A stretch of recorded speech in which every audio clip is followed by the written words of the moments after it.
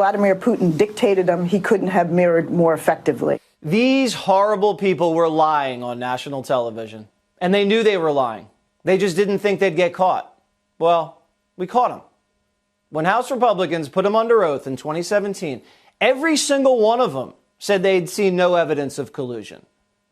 So American patriot Rick Grenell, acting director of national intelligence, released the transcripts of these lowlives admitting there was never collusion.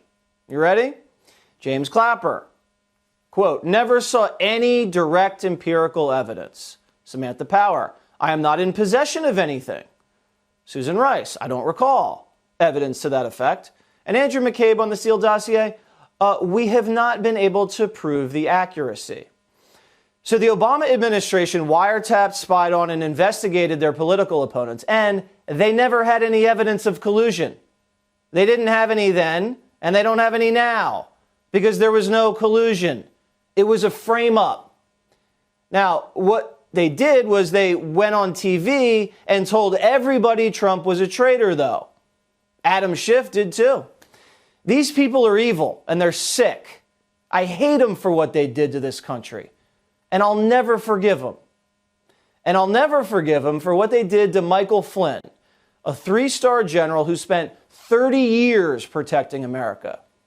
The Department of Justice finally dropped the case against him. Here's AG Bill Barr. What should Americans take away from your actions in the Flynn case today? I want to make sure that we restore confidence in the system. There's only one standard of justice. When history looks back on this decision, how do you think it will be written? Well, history's written by the winner, so it largely depends on who's writing the history. You know, that's funny, but it's also true. And that's why this November is so important. These disgraceful people will rewrite history if they get the chance.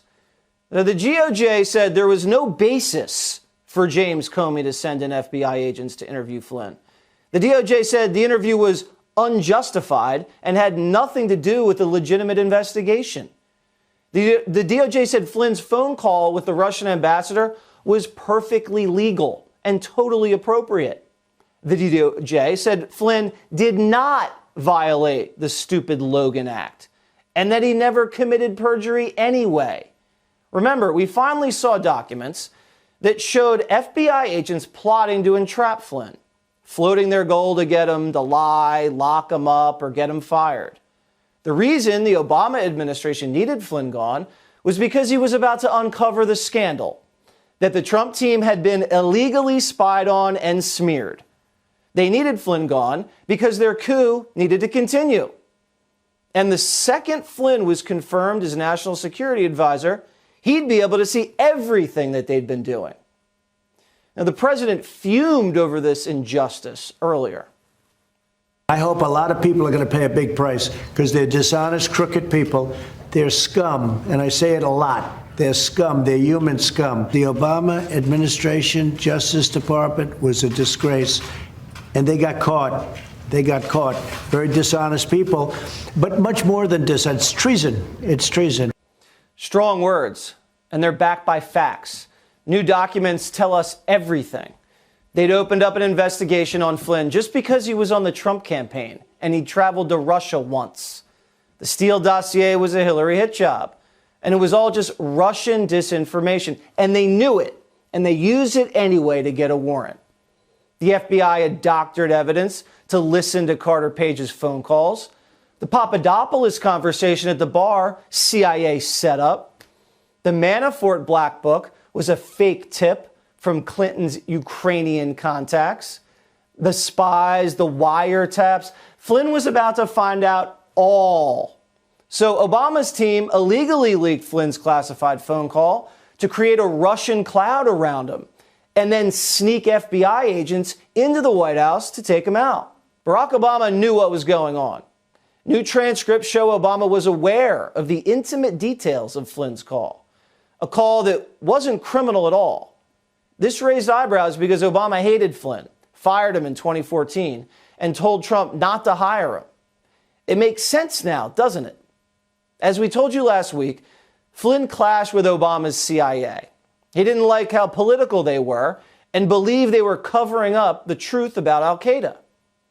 On January 5th, 2017, during the transition, Obama DOJ official Sally Yates attended an Oval Office meeting with Comey, Biden, Brennan, Rice, and Clapper, according to these documents. They were discussing Russian election interference, which they'd obviously use as an excuse for Hillary losing. And after the briefing, Obama asked Yates and Comey to stay behind and said he had learned of the information about Flynn and his conversation with the Russian ambassador.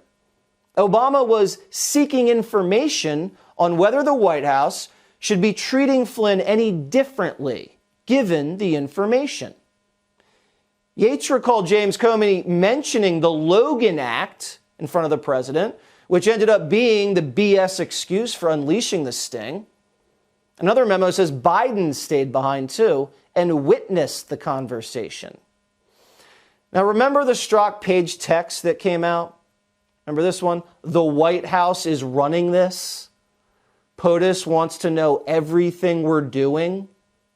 Naturally, because counterintelligence investigations are done solely for the commander-in-chief. It all connects now, doesn't it? A source is telling Watters World that Attorney General Bill Barr was just given a trove of smoking gun documents that could point directly at former President Barack Obama, revealing his powerful connection to Spygate and the Russia hoax. Yesterday, President Trump hinted this is far from over. Here's the tweet. Yesterday was a big day for justice in the USA. Congratulations to General Flynn and many others. I do believe there is much more to come. Dirty cops and crooked politicians do not go well together. We'll have to wait and see how this all unfolds. Reports are that Adam Schiff is, quote, panicking. John Durham is working around the clock, putting together a winnable case in court. But if this goes all the way to the top, like it appears it does, Bill Barr is going to have to appoint a special prosecutor with a wider scope to get to the bottom, or should I say, the top of Obamagate.